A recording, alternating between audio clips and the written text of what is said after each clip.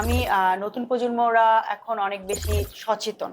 হ্যাঁ, তারা যুদ্ধ করতে পারে এবং এটা আমরা জুলাই আন্দোলনে দেখেছি। আপনি প্রায় ফেসবুকে দেখবেন বাচ্চাকে রেখে, বাবা মা রেখে, স্বামী রেখে একটা মেয়ে সুইসাইড করেছে। এভরিডেই দেখা যাচ্ছে, হ্যাঁ, সুইসাইড টেন্ডেন্সি বেড়ে গেছে। আমি এই জায়গাটাতে পার্টিকুলারলি স্পেশালি আমার পার্টি লিস্টে এটাই থাকবে যে আমি মানুষের মেন্টাল হেলথ নিয়ে কাজ করতে চাই।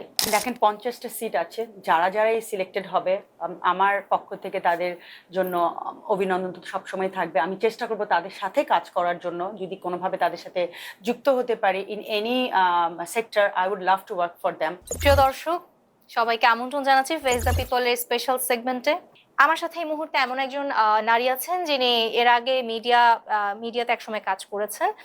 তিনি একসময় ছিলেন মডেল এবং অভিনেত্রী, কিন্তু বর্তমানে তিনি নারীদের জন্য কাজ করে যেতে চান এবং নারীদেরকে নিয়ে এগিয়ে যাওয়ার জন্যই তিনি বর্তমানে আছেন সাংস্কৃতিক ও সামাজিক কর্মী হিসেবে। আমার সাথে আছেন ফারজানা বুবলি। স্বাগত আপু, এবং কেমন আছেন? আলহামদুলিল্লাহ, ভালো আছি। Thank you so much for inviting me. প্রথমে একটু জানতে চাই, আপনি তো একজন মিডিয়া কর্মী ছিলেন, জি। তো এই যে রাজনীতি অঙ্গনে আসা কিংবা রাজনীতির সাথে সম্পৃক্ততা হওয়া, 1200 জনের মধ্যে এই যে আপনি যে প্রতিদ্বন্দ্বিতা করে জেতার সম্ভাবনা কতটুকু, কিংবা নিজেকে নিয়ে আপনি কতটুকু আশাবাদী? আচ্ছা, বাই নেচার আমি ভেরি পজিটিভ পার্সন। আমি অলওয়েজ মানে চেষ্টা করি জিনিসগুলো মানে যাই হয় আমার সাথে পজিটিভলি নেওয়ার জন্য। যদি একজন আমাকে গালিও দেয়, তখন আমি চিন্তা করি maybe he or she is having a bad day. হ্যাঁ, যে কারণে হয়তো বা ফ্রাস্ট্রেশনটা আমাকে কিছু একটা বলে, স্পেশালি অন ফেসবুক, হ্যাঁ, দিনটাকে ভালো করার চেষ্টা করছে। সো অন দ্যাট নোট, আমার কাছে মনে হয় আমি যেহেতু নতুন প্রজন্মদেরকে প্রতিনিধিত্ব করতে চাচ্ছি, দেশকে নারী এবং শিশুদের মেন্টাল হেলথ নিয়ে কাজ করতে চাচ্ছি। আমি নতুন প্রজন্মরা এখন অনেক বেশি সচেতন। হ্যাঁ, তারা যুদ্ধ করতে পারে এবং এটা আমরা জুলাই আন্দোলনে দেখেছি। তারা নেতৃত্ব দিতে পারে। সো ওই জায়গাটাতে আমার মনে হয় যে আমি নিজে যদি গ্রুম হয়ে, অলরেডি আমি গ্রুমড, আমি কাজ করছি অনেকদিন ধরে। সো আমি যদি তাদেরকে গাইডলাইন দিতে পারি, আমরা আমাদের জায়গা থেকে দেশকে আরো এগিয়ে নিয়ে যেতে পারবো। ওই অন দ্যাট পারপাস আমার মনে হয় যে আমাকে হাইকমান্ড থেকে সিলেক্ট করা উচিত। প্রথমত একটু জানতে চাই, এখানে তো অনেকগুলো ক্রাইটেরিয়া থাকে এবং সেই ক্রাইটেরিয়াগুলো পার করার পরেও কিন্তু কিছু উল্লেখযোগ্য কাজ থাকে। সেই জি। উল্লেখযোগ্য কাজের জায়গা থেকে যদি বলা হয় যে আপনাকে এই বিষয়গুলোর জন্য আপনাকে বেছে নেওয়া উচিত বলে আপনি মনে করেন, সেই কাজগুলো আসলে কি? আচ্ছা, প্রথম যেরকম আমি একটা সময় আমি ডিপ্রেশনে ভুগেছি। সো আমাদের দেশে আমি বাইরের দেশে দেখেছি যে ইনফ্যাক্ট দীপিকা পাডুকোনকে যদি আপনি দেখেন, অ্যাক্ট্রেস, সে কিন্তু ওপেনলি এসে বলে তার মেন্টাল হেলথের কথা, যে সে সাফার করেছেন। বাইরে আপনি অনেক পাশ্চাত্য দেশে দেখবেন তারা সবাই সবসময় ওপেনলি কথা বলে, যেটা আমাদের দেশে we are not educated on that particular matter, mental হেলথের উপরে। সেটা বাচ্চা বলেন, মহিলা বলেন, পুরুষ বলেন, যাকেই বলেন। আপনি প্রায় ফেসবুকে দেখবেন বাচ্চাকে রেখে, বাবা মা রেখে, স্বামী রেখে একটা মেয়ে সুইসাইড করেছে। এভরিডেই দেখা যাচ্ছে, হ্যাঁ, সুইসাইড টেন্ডেন্সি বেড়ে গেছে। আমি এই জায়গাটাতে পার্টিকুলারলি স্পেশালি আমার পার্টি লিস্টে এটাই থাকবে যে আমি মানুষের মেন্টাল হেলথ নিয়ে কাজ করতে চাই।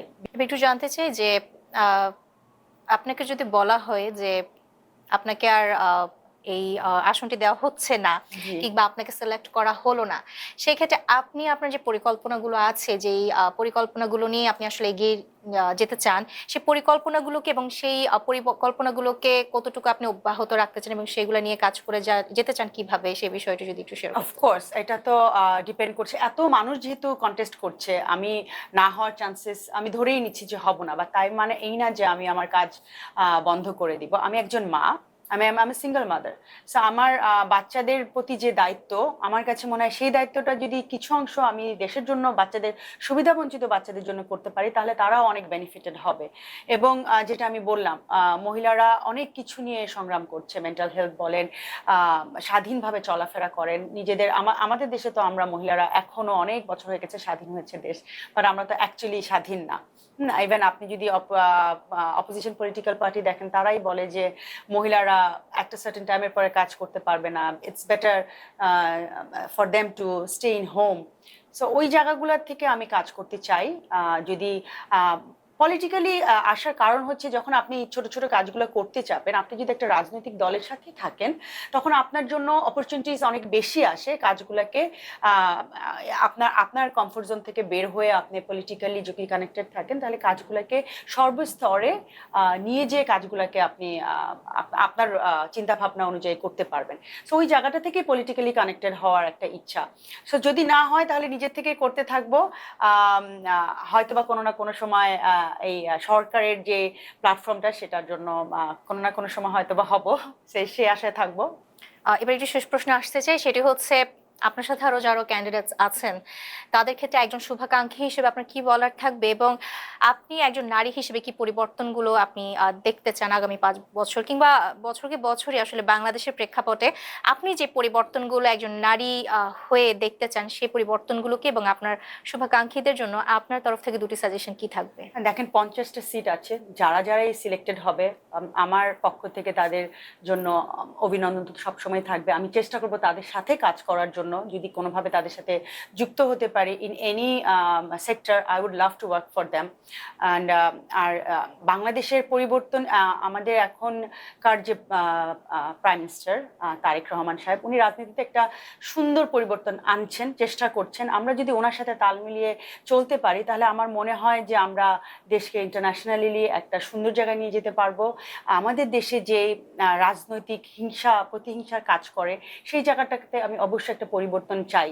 আর আমার মনে হয় আমাদের এখনকার প্রাইম মিনিস্টার তারেক সাহেব এই জায়গাটাতে অনেক সুন্দরভাবে কাজ করছেন, এবং এই জায়গাটাকে যদি আমরা সবাই মিলে এখানে আমাদের কন্ট্রিবিউশন দিই তাহলে আমার মনে হয় এখান থেকে আমরা বের হয়ে আসতে পারবো। আপনার জন্য অনেক শুভকামনা রইল, এবং আশা করছি যে আপনি আপনার যে পরিকল্পনাগুলো করেছেন ইতিমধ্যে হয়তো আপনি আপনার পরিকল্পনার সাথে এগিয়ে যেতে পারবেন, এবং আপনার মতো এরকম আরো যারা আছেন প্রত্যেকের জন্য আমাদের তরফ থেকে শুভকামনা রইল। Thank you so much Twinkle for inviting me. Please আমাদের জন্য দোয়া করবেন, যারা আমরা দেশের জন্য জাতির জন্য সবাই মিলে সুন্দর একটা বাংলাদেশ দিতে পারি। ধন্যবাদ। Thank you.